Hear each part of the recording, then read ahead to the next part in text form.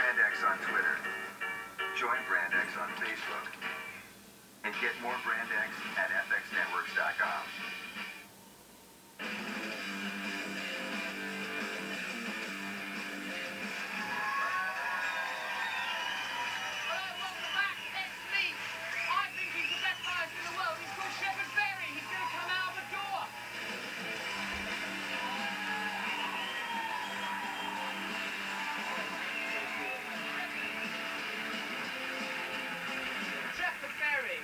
Show.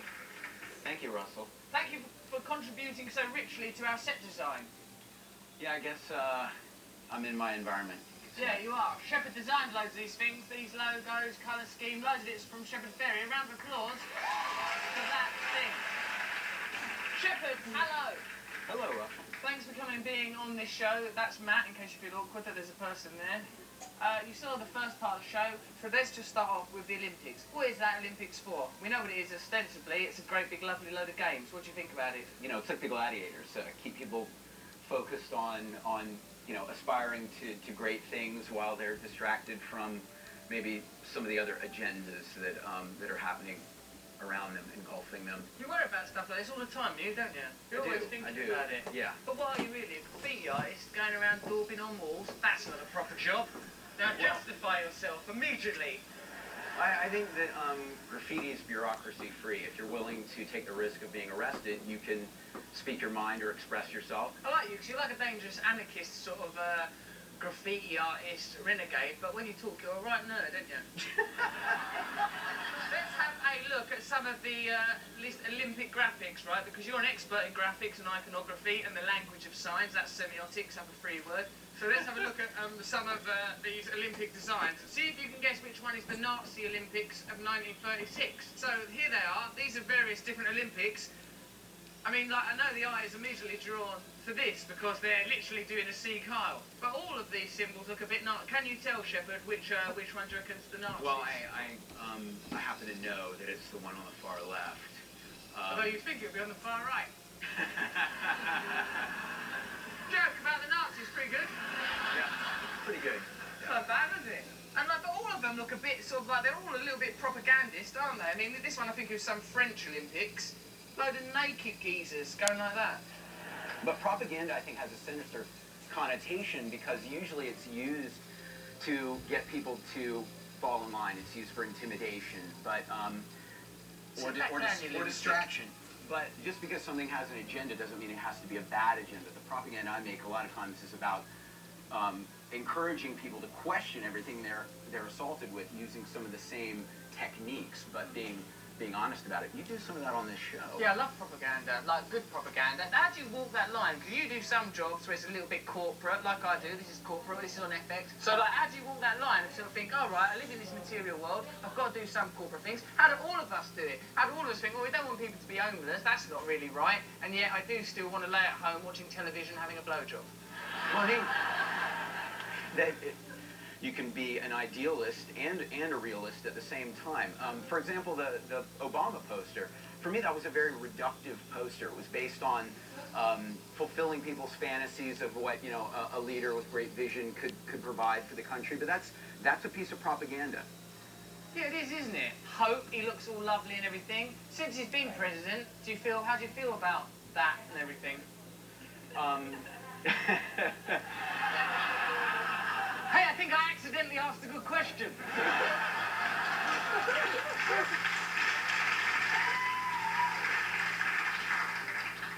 I feel like the way that Obama has to communicate is based on the 24-hour news cycle, and everything's very reactionary. He's on the defensive a lot. He's dealing with a Congress that's dysfunctional.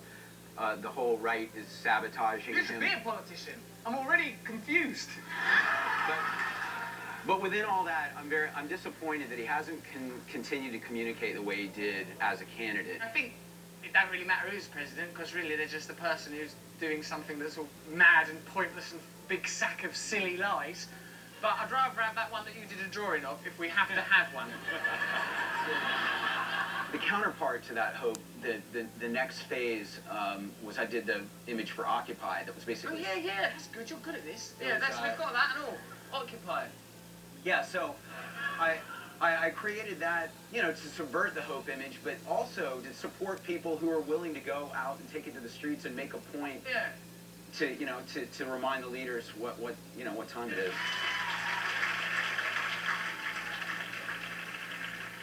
What he's saying, I think, and I can just stick this into plain English, which is sarcastic because of this is for an American audience. It's like whatever a message or an advert or a piece of political propaganda is telling you in regard to its specifics, its basic message is shut the f up and do as you're told. That's basically what we're being told, isn't it? That is correct. Right. Yeah. Shepard Fair, everybody.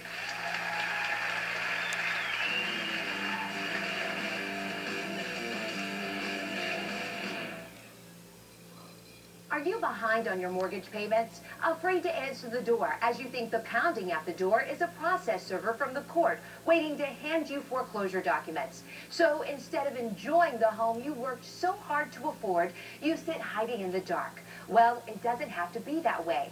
The National Foreclosure Hotline can help save your home, but you must act fast. Call the National Foreclosure Hotline now if you're behind in mortgage payments, being threatened with foreclosure, have been denied a loan modification, or been the victim of a predatory loan. It's critical that you call the National Foreclosure Hotline now.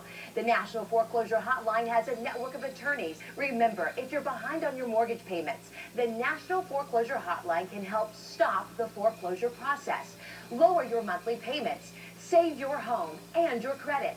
But you must act now. Time is not on your side, so call the National Foreclosure Hotline now.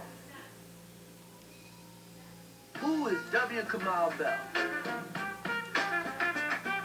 I want to be a comedian or Spider-Man, but they don't let black people be Spider-Man.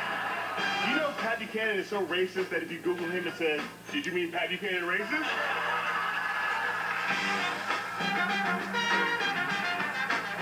W. Kamau Bell. The one black man on television that's not dating a Kardashian. Yeah. Totally Biased. All new Thursdays at 11, starting August 9th on FX. What's wrong